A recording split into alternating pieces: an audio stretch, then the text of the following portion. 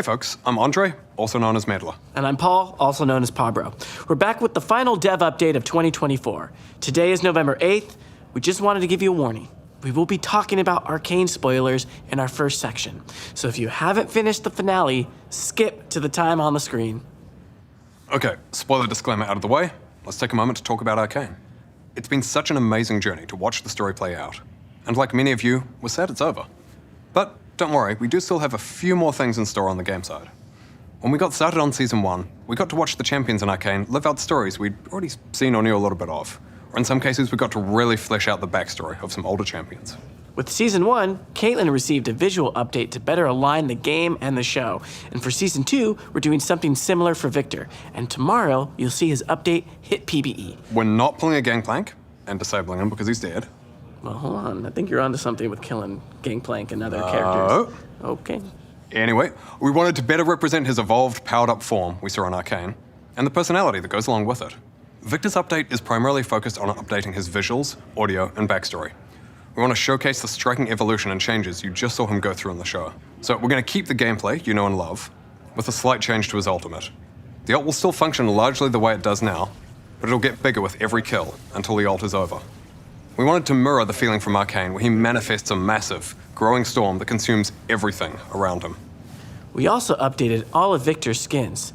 We do want to point out that because of the updates to Prototype Victor, his price will be increasing from 520 RP to 750 RP. So if you want to get him at the cheaper price, make sure you get it before his updates go live. All right, that's it for the Arcane spoilers. So right now, we'll hand things over to Steph and Chad to talk about seasons. Hey everyone, I'm Chad, aka McIver. I'm the seasons lead on League of Legends. And I'm Steph, aka 100-Piece Nuggets, or the cosmetics lead. In the last dev update, Meddler and Pabro mentioned we're introducing thematic seasons. So today, we're here to talk more about what a season is, what to expect with the theme, and what the experience is going to be like both on and off the Rift. Over the years, we fleshed out the world and regions of Runeterra, as well as various alternate universes like Star Guardian, High Noon, or Darkstar. We've highlighted these worlds in moments like summer events or narrative drops around champion releases. Now we want to take that immersion further with our new seasons. So next year, we're going to have 3 seasons, each around 8 patches long, where we're going to follow champions around different regions of Runeterra. Each one is going to have its own theme, but we're going to have an overarching narrative that connects them throughout 2025. And each season's theme will be the anchor for most of the content going into the game as well. In the past, we've had these big releases like Swarm or Spirit of Hearthhome. They're super memorable and fun, but they're also not connected to a larger integrated moment.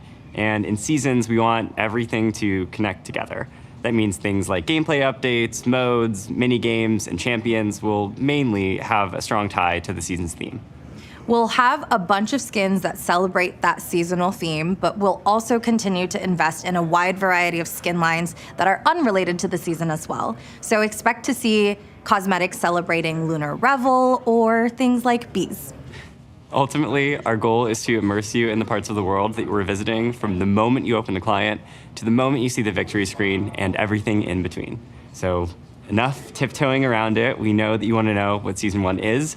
So for our first ever season, we are headed to the land of strength and domination, Noxus. Hey everyone, I'm Riot Froxon, lead gameplay designer for League. And I'm Riot Oberon, project lead of the Summoner's Rift team. Next year, when you step onto the Rift, it'll look a little bit different than you're used to. We want seasons to be a way you can immerse yourself in League, especially once you load onto the Rift.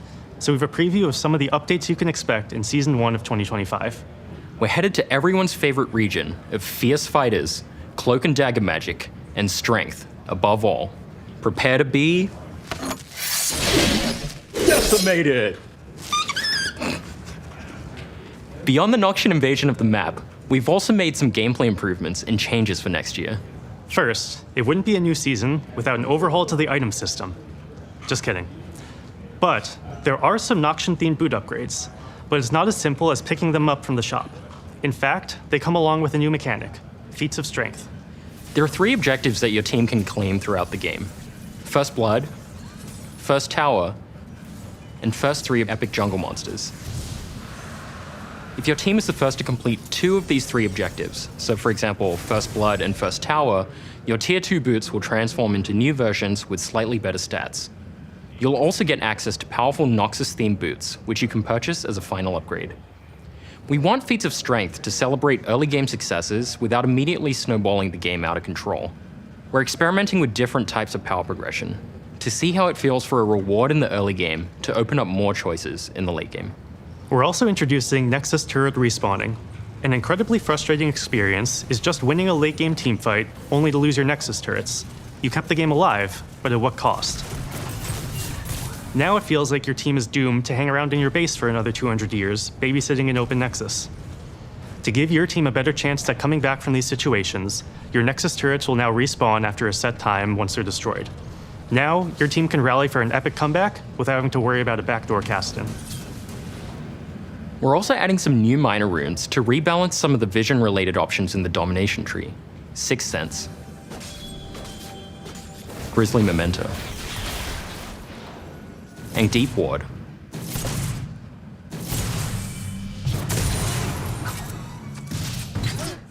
As well as a new addition to the sorcery tree called Axiom Arcanist, which makes ultimates more powerful. We also couldn't resist changing items just a little bit, so we're adding some small scope adjustments to tank items and adding a new item called Bloodletter's Curse. Well, new-ish. It'll look familiar if you've spent time in Arena. But if you haven't, Bloodletter's Curse reduces the target's magic resistance from repeated spell hits, which is sort of like an AP version of Black Cleaver. Finally, let's dig into the biggest update of the season, Arcane, Bringer of Ruin. The new epic jungle monster is drawn to death and destruction. He will spawn only once at 20 minutes on either the top or bottom side of the map, whichever side has seen the most champion damage and kills by 14 minutes. To signal where he'll make his entrance, Arcane's Arena will spawn, adding new permanent walls to that side of the map. Arcane's dark influence will also cause blood roses to grow periodically in the areas where champions have been killed. More death means more roses.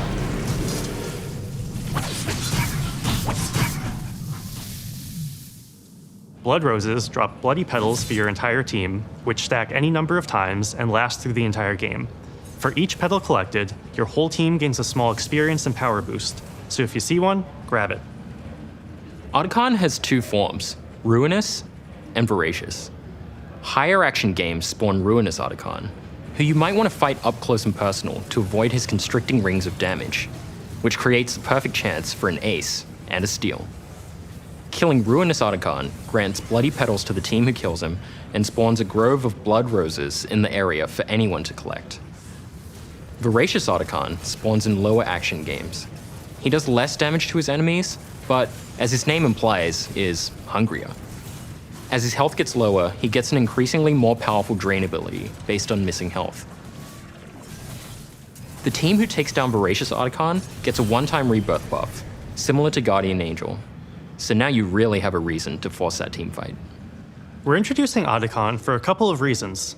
First, unless you're T1, a 20-minute Baron is pretty tough to get, so we're moving Baron's spawn back to 25 minutes and providing another mid-game macro option in the form of Arcane. Second, based on how Arcane plays out each game, we hope to see more different and interesting game states in both mid and late game. And we feel that designing an objective whose spawn location, form, and rewards are decided by how you play should make each game of League feel more varied. Our goal is for every gameplay change to make League better. As we move to seasons, this remains the same, so these changes were designed for the long term. That said, we'll keep an eye on how they're landing and make adjustments if needed. But for now, Arcane and all the other updates are here to stay for good. We can't wait to see how these go as you start your climbs next year. As part of building seasons, we took a look at how rewards would be part of the overall seasonal experience. That led us to updating our reward systems. That means things like event passes, champion mastery, honor rewards, etc. We felt that this was a great time to address some problems that have built up. We're going to dive into those details, so bear with us. First, over the years, these systems have become needlessly complex. With an excessive number of currencies, unnecessary steps to craft and claim rewards, overlapping loot types, we could go on. I've been given some key fragments that you have to then craft into a key that you pair with a chest, that you open up to get another key in a chest and some essence that you open up to get a skin shard that you pair with some orange essence or reroll to eventually get a random skin. That sort of level of unnecessary complexity going on. Secondly, those systems are all scattered throughout the client. What you can earn, how and where you track it, etc. sucks. And third, events and the rewards being only sometimes available make some moments less rewarding to play League. So, here are some of the changes we're making. There will always be a Battle Pass active, with both a free and a paid track, with the price the same as an event pass today. You'll get pass rewards through the tracks, meaning we're removing the event tokens and shop. There will be 2 passes per season, with them tying into each season's thematic. That means most of the rewards will reflect what's going on in and around the game, and fewer random rewards. We'll have the same number of passes per year at 6, with a longer average duration per pass. We're also moving most of our scattered reward systems to the free track of those battle passes. So, most rewards will now be in one place, with systems like Honor and Champion Mastery feeding into the pass. For example, having a high Honor level will give bonus to pass experience earned. You can earn 12 skins per year with the free pass. Half of these skins will be themed to the season you unlock them in. We'll also be simplifying the loot and crafting system. Orbs will always be available, so Masterwork chests, for example, will get phased out since they serve such a similar purpose. Overall, we want the pass to be the core vessel for how you track and earn rewards. If you choose to buy the paid version, we also want it to be very clear what you're getting and how to make the most of it. Now, these elements have a ton of moving parts to them. There's a lot more details than what we've talked about just here. We'll cover that all in the dev blog that's out right now. Switching gears a bit, I want to talk about another change for next year that isn't quite tied to seasons, but instead by feedback from all of you. Ranked resets. These have been a topic of a lot of conversation in recent years, particularly when it comes to feelings around how often you want to restart your climbs, how fast a climb should be, what feels rewarding versus what feels like a grind, etc. And looking back, we don't think 12 resets a year has been the right call for League. So, we're moving to 6 per year. Okay, just kidding. Please put down the pitchforks. We're going back to 1 large reset at the start of each year, with no additional resets during the year. Rank system tuning in terms of the size of the January reset, the number of the games to climb on average, and other systems will be similar to the numbers we used back in 2022 and before. That said, there will still be 3 Victoria skins you can earn, 1 for each season. If you want to earn each skin, you will need to win 15 ranked games during that season. Again though, neither your visible rank nor your MMR will reset except in January. Next up, we want to chat about a potential replacement for Quick Play that we'll be trying in some regions. It's called Swiftplay, and it's meant to be a lower stakes experience than Summoner's Rift, though with more strategic elements than you'd find in, for example, ARAM. You'll still have the same core elements that you'd expect to find in a game of Summoner's Rift, farming, snowballing, team fighting for objectives, etc. But with added changes to keep all players more competitive, like ramping gold and XP as the game goes on. Those changes won't make it so you can suddenly jump ahead of your opponent if you're 0 and 10, but they will make it so that even if you're down, you're never completely out of the game. The fact that Swiftplay is also less punishing when behind should also make the mode ideal for those of you looking to play with friends you wouldn't be willing to put your LP on the line for. As mentioned, Swiftplay will be rolling out in January to replace Quick Play in select regions, so we hope you'll give it a try and let us know what you think when it hits live. We also have a blog dropping today with more details, so be sure to check that out. And last, but hopefully not least, we've got some changes coming to the practice tool. Over the years, you've told us that it's a useful but somewhat limited way to get better at League. The most common desire we've seen people bring up is to practice with other players, whether it's in one-on-one duels with a friend or on a full teamfight drill with a pre-made team. Practice Tool wasn't built with multiplayer in mind. And we've had some cautions about how League could be a lot less fun if the optimal way to get better is to spend almost all your time in Practice Tool rather than playing real games. But we do think we've likely been too cautious here. So we're going to be giving Multiplayer Practice Tool a try. You should see that on the PBE soon. It's an experimental feature, and we'll probably encounter an interesting range of bugs. That said though, we're looking into whether we can ship it as part of season start in January. And if that's not on track, we'll give you an update as to where it's up to. Before we wrap up, One last seasons thing. We'll be changing up how we name patches to match seasons. So instead of patch 15.1 coming out in January, it'll be patch 25.s1.1, calling out the year, season, and patch number. Season 2 will then kick off in patch 25.s2.1. You get the idea. Okay, that is it from us today. The next time you hear from us will be in January, at the start of the season. We'll be back then to share some extra stuff that'll come out later in Season 1. We do want to acknowledge, though, that we've covered most of the big changes that you'll see day 1 next year. That said, still got a few surprises left. And of course, we'll have the cinematic to kick things off. To no one's surprise, we can confirm that it's also going to focus a lot on Noxus and Noxian champions, but that's all we can share for now. We hope you all have a great December, great holiday season, and a happy new year. Thanks so much for everything, and we'll talk to you again soon. Bye.